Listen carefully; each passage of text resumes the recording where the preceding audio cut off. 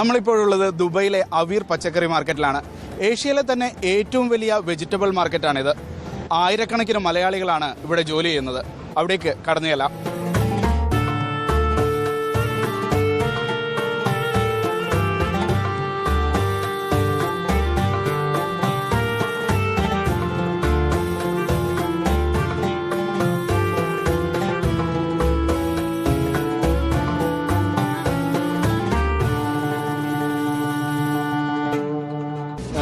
ഇവിടെ ഇലക്ഷന്റെ ചൂടൊക്കെ ആയിട്ടുണ്ടോ?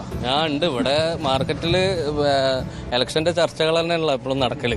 ഇവിടെ മാറി വരുന്ന ഭരണത്തിൽ LDF ആയാലും UDF ആയാലും ഇവിടെ ഇതുവരെ ആയിട്ട് എൻ്റെ ഓർമ്മ വെച്ച കാലമായിട്ട് ഞാൻ ഇപ്പോൾ ഏകദേശം 23 വർഷമായി ഇവിടെ ബിസിനസ്സിൽ.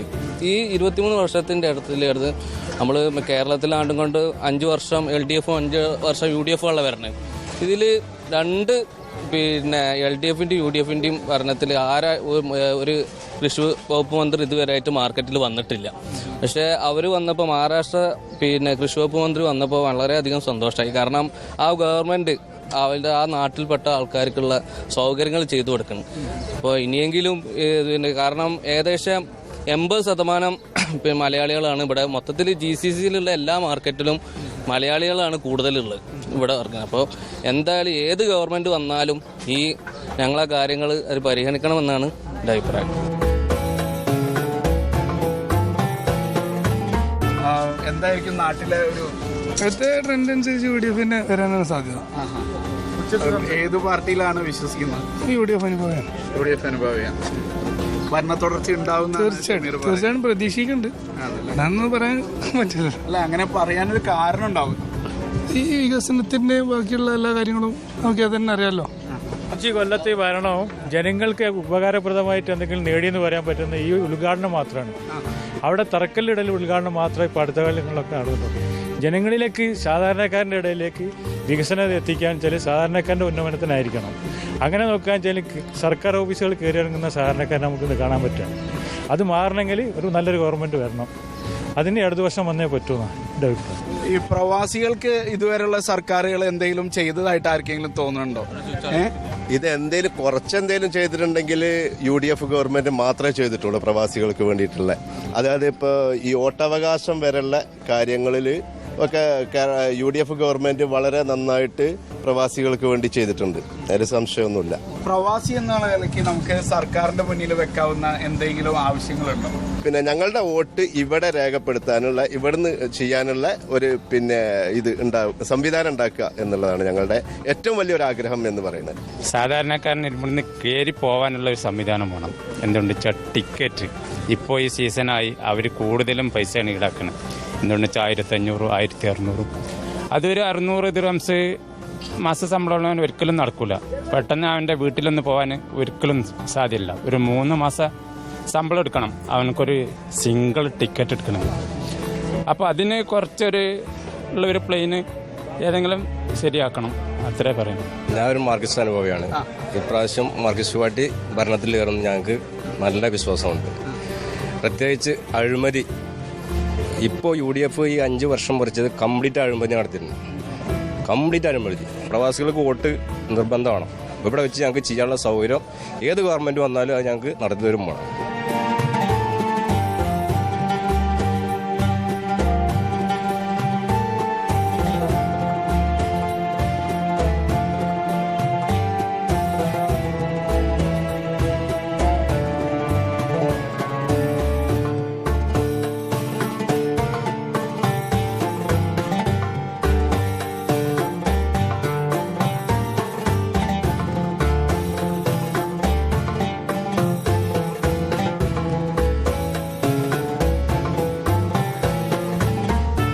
മുസ്ലിം ലീഗിന്റെ പോഷക സംഘടനയായ KMCCയുടെ ദുബൈയിലെ ഓഫീസാണിത്.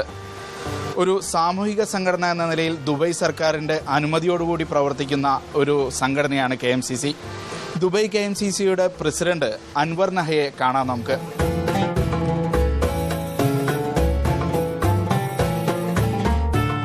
ഇത് അൻവർ നഹ, ദുബൈ KMCCയുടെ പ്രസിഡന്റാണ്. കുറച്ചും കൂടി മലയാളികൾക്ക് അടുത്ത് അറിയണമെങ്കിൽ പഴയ നിയമസഭാ സ്പീക്കർ ഔക്കാദർ കുട്ടി നഹയുടെ മകനാണ്. നമ്മുടെ ഇപ്പോഴത്തെ വിദ്യാഭ്യാസ മന്ത്രി അബ്ദുറബിൻ്റെ കുഞ്ഞനുജനാണ്. എല്ലാ വർഷവും എല്ലാ തെരഞ്ഞെടുപ്പ് കാലത്തും ഇവിടെ നിന്ന് സ്ഥിരമായിട്ട് വോട്ട് വേണ്ടി വിമാനങ്ങൾ അയക്കുന്ന ഒരു സംഘടനയാണ് KMCC. ഈ തെരഞ്ഞെടുപ്പിൽ പ്രവാസികൾക്ക് കുറച്ചുകൂടി സ്വാധീനവും അവസരങ്ങളൊക്കെ ലഭിക്കുന്നുണ്ട്.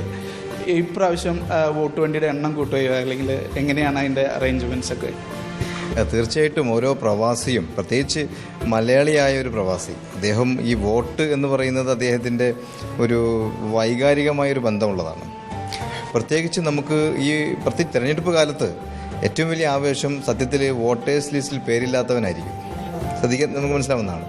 അപ്പോൾ പ്രത്യേകിച്ച് പ്രവാസ ലോകത്ത് ഇപ്പോൾ വോട്ട് ഇവിടുന്ന് രേഖപ്പെടുത്താനുള്ള സാഹചര്യം വേണമെന്നും അതിന് ഇന്ത്യ ഗവൺമെൻറ് ഏതാണ്ടൊക്കെ ആ സാഹചര്യത്തിലേക്ക് എത്തുന്നുണ്ട്. എന്നിരുന്നാൽ പോലും നമ്മൾ ഏകദേശം 1980കളിലാണ് ഈ വോട്ട് ചെയ്യാനുള്ള സാഹചര്യം വേണമെന്ന് പറഞ്ഞുകൊണ്ട് അന്നത്തെ പ്രധാനമന്ത്രിയെയും മറ്റുമൊക്കെ KMCC അടക്കമുള്ള സംഘടനകൾ കാണുന്നത്. പിന്നീട് അത് ലോങ് പ്രോസസ്സായിരുന്നു. ഏതാണ്ട് 2015 നമുക്ക് അത് നടക്കും എന്നുള്ള പ്രതീക്ഷ വന്നു. അത് നടന്നാലും നടന്നില്ലെങ്കിലും നമ്മളെ സംബന്ധിച്ച് ഈ തെരഞ്ഞെടുപ്പ് കാലം എന്ന് പറയുന്നത് ഒരു ഉത്സവകാലം തന്നെയാണ്. ഇന്ത്യയുടെ ഏറ്റവും വലിയ ജനാധിപത്യ പ്രക്രിയയിൽ പങ്കെടുക്കണമെന്നുള്ള ഒരു ആവേശവും ആഗ്രഹവും ഒരു വശത്തുണ്ട്. അതുപോലെ നാട്ടിൽ ഇത്തരത്തിലുള്ള ഈ നമ്മൾ സജീവമായിട്ടുള്ളൊരു ഒരു രാഷ്ട്രീയ മാനസികാവസ്ഥയിലാണല്ലോ മലയാളികളൊക്കെ ഉള്ളത്.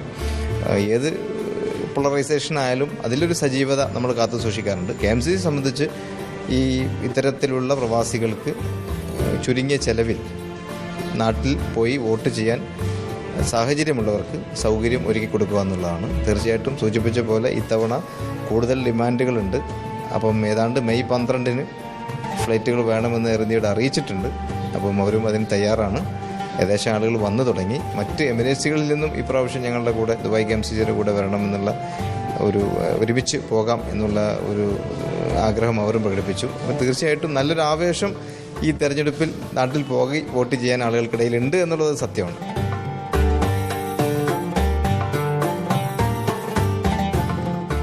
തൊഴിലന്വേഷിച്ച് അലയുന്ന ഉദ്യോഗാർത്ഥികളെ സഹായിക്കാൻ KMCC സംഘടിപ്പിച്ച തൊഴിൽ മേളയാണ് ഇവിടെ പുരോഗമിക്കുന്നത്.